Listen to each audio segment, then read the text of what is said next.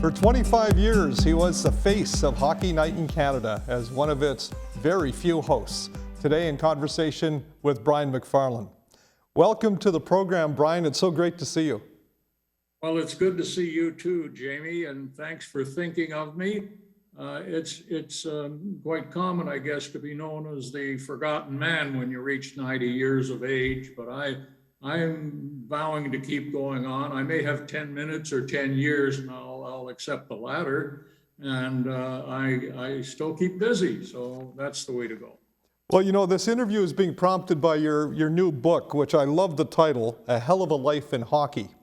But before we get into that, because you've written a lot of books, 95 and counting, I understand, I want to talk where this all started. And really, your father was a major influence in your writing. Absolutely.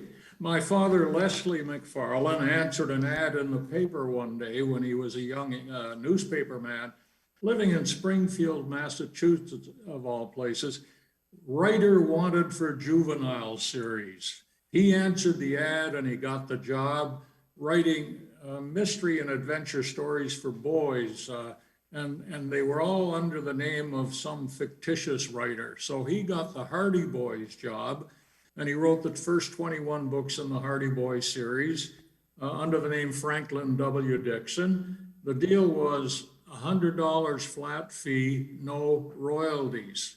Otherwise, if he'd had a penny a book, he would have been a very wealthy man, but we never owned a car growing up. Never owned a house, we always rented.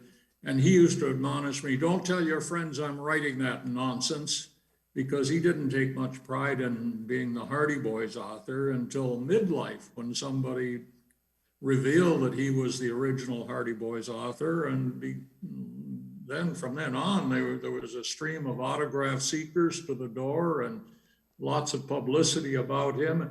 And a couple of years ago, they made him a member of the Order of the North because he started this adventure growing up in Hillsbury, Ontario. You know, you touched on it a little bit, but it really was out of necessity and the need for money for his family that he became the Hardy Boys author, but he despised it. He didn't enjoy writing it, did he? No, not really. He didn't mind the first few books, and he tried to put some good writing into them, grammar and that sort of thing, some challenging words for young boys to ask their parents, what does that mean, Mom?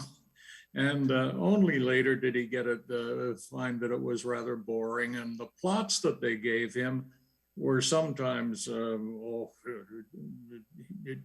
he just felt they weren't valued very much. So he would rewrite the plot sometimes and introduce characters like Aunt Gertrude, who became famous for the Hardy Boys series. But he didn't, he used to say, don't even tell your people I'm involved in this. So I told all my friends and they were all reading them anyway.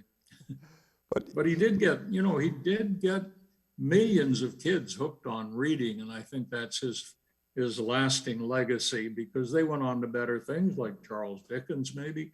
But they started with the Hardy Boys. Well, I read your father's work as a young boy, and I also read your work. I've read a number of your books. Leslie McFarlane, though, also was a writer in newspaper and covered sports, including the Sudbury Star.